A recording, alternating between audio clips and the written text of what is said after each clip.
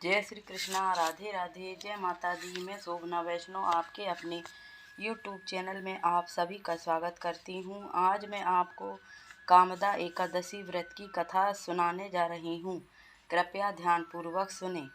धर्मराज युधिष्ठिर कहने लगे कि हे भगवान, मैं आपको कोटि कोटि नमस्कार करता हूँ। अब आप कृपा करके चैत्र शुक्ला एकादशी का महत्व कहिए। श्री कृष्ण कहने लगे कि हे धर्मराज, यही प्रश्न एक समय राजा दिलीप ने गुरु वशिष्ठ जी से किया था, और जो समाधान उन्होंने किया वो सब मैं तुमसे कहता हूँ। प्राचीन काल में भोगीपुर नामक एक नगर था। वहाँ पर अनेक ऐश्वर्यों से युक्त पुंडरीक नाम का एक राजा राज्य करता था। भोगीपुर नगर में अनेक अप्सरा, किन्नर तथा गंधर्व वास करते थे। उनमें से एक जगह ललिता और ललित नाम के दो स्त्री पुरुष अत्यंत वैभवशाली घर में निवास करते थे। उन दोनों में अत्यंत स्नेह था, यहाँ तक कि अलग अलग हो जाने पर दोनों व्याकुल हो जाते थे। एक समय पुंडरीक की सभा में अन्य गंधर्वों के सहित ललित भी गान कर रहा था। गाते गाते उसको अपनी प्रिय ललिता का ध्यान आ गया, और उसके ध्यान में स्वर भंग होने के कारण गाने का स्वरूप बिगड़ गया। ललित के मन के भाव जानकर कारकोट नामक नाग ने पद भंग होने का कारण राजा से कह दिया।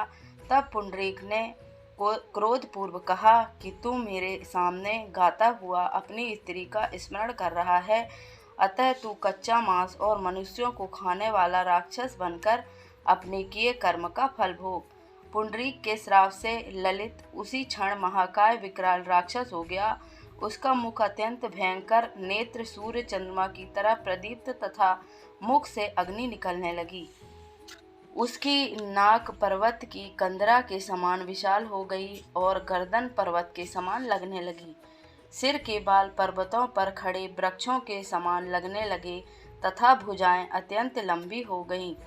कुल मिलाकर उसका शरीर 8 योजन के विस्तार में हो गया। इस प्रकार राक्षस होकर वह अनेक प्रकार के दुख भोगने लगा।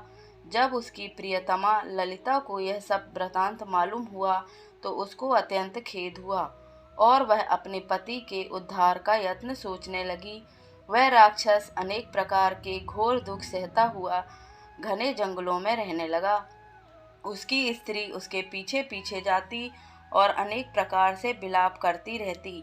एक बार ललिता अपने पति के पीछे घूमती घूमती विंध्याचल पर्वत पर चली गई, जहाँ पर श्रृंगी ऋषि का आश्रम था। ललिता शीघ्र ही श्रृंगी ऋषि के आश्रम में गई और वहाँ जाकर विनीत भाव से प्रार्थना करने लगी।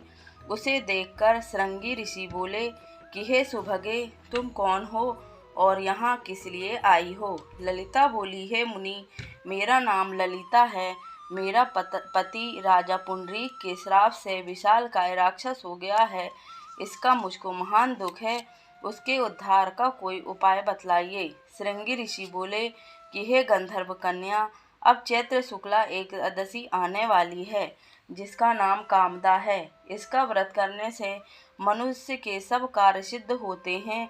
यदि तू कामदा एकादशी का व्रत कर उसके पुण्य का फल अपने पति को दे दे तो वह शीघ्र ही राक्षस योनि से मुक्त हो जाएगा और राजा का श्राप भी अश्वमेघ शांत हो जाएगा। मुनि के ऐसे वचन सुनकर ललिता ने चैत्र शुक्ला एकादशी आने पर उसका व्रत किया और द्वादशी को ब्राह्मणों के सामने अपने व्रत का फल अपने पति को देती हुई भगवान से इस प्रकार प्रार्थना करने लगी कि हे प्रभु, मैंने जो यह व्रत किया है इसका फल मेरे पतिदेव को प्राप्त हो, जिससे वह राक्षस योनि से मुक्त हो जाए। एकादशी का फल देते ही उसका पति राक्षस योनि से मुक्त होकर अपने पुराने स्वरूप को प्राप्त हुआ। फिर अनेक सुंदर वस्त्र आभूषणों से युक्त होकर ललिता के साथ विहार करने लगा। उसके पश्चात वे दोनों विमान में बैठकर स्वर्गलोक को चले गए। वशिष्ठ मुनि कहने लगे कि हे राजन, इस व्रत को विधि पूर्वक करने से समस्त पाप नाश हो जाते हैं तथा राक्षस आदि की योनि भी छूट जाती है। संसार में इसके बराबर कोई और दूसरा व्रत नहीं है। इसकी कथा पढ़ने या सुनने से वाजपेय यज्ञ का फल प्राप्त होता है। अगर आपको मेरे द्वारा सुनी गई कामदा एकादशी व्रत की कथा अच्छी लगी हो तो कृपया कर लाइक करें, शेयर करें और सब्सक्राइब करें। धन्यवाद।